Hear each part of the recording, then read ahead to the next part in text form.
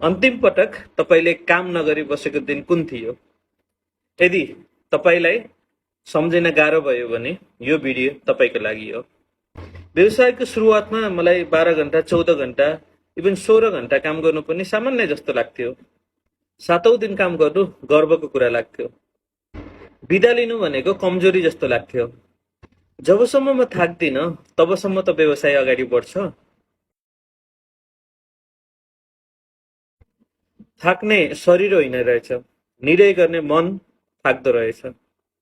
त्यसपछि सानो निर्णय पनि गाह्रो हुन थाल्छन्। सामान्य समस्या पनि ठूलो समस्या चाहिँ देखिन थाल्छ। तपाईँ घरमा हुँदा पनि दिमाग अफिसमै हुन्छ अनि बिस्तारै तपाईँ व्यवसाय चलाइरहनु भएको हुँदैन, तपाईलाई व्यवसायले चलाइरहेको हुन्छ।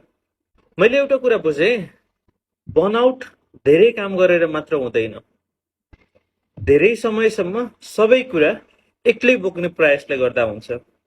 तपाईँ मालिक हुनुहुन्छ तर एकाउन्टिङ पनि तपाईँ, सेल्स पनि तपाईँ, मार्केटिङ पनि तपाईँ, कस्टमर सर्भिस पनि तपाईँ, डिसिजन मेकर पनि तपाईँ।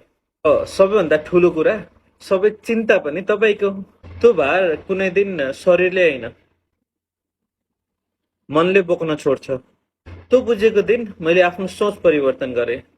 त्यसपछि मैले आफूले यति घण्टा काम गरेँ भनेर त्यो गन्न छोडेँ र आफ्नो ऊर्जा बचाउन सिक्न थालेँ।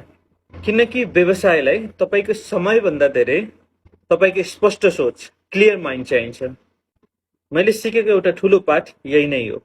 व्यवसाय निर्माण गर्ने क्रममा आफूबाट नहराउनुहोस्, किनकि कम्पनी फेरि पनि बनाउन सकिन्छ, पैसा फेरि पनि कमाउन सकिन्छ, तर लामो समय व्यवस्था गरेको स्वास्थ्य, सम्बन्ध र मानसिक शान्ति सधैँ सजिलै फर्किँदैन।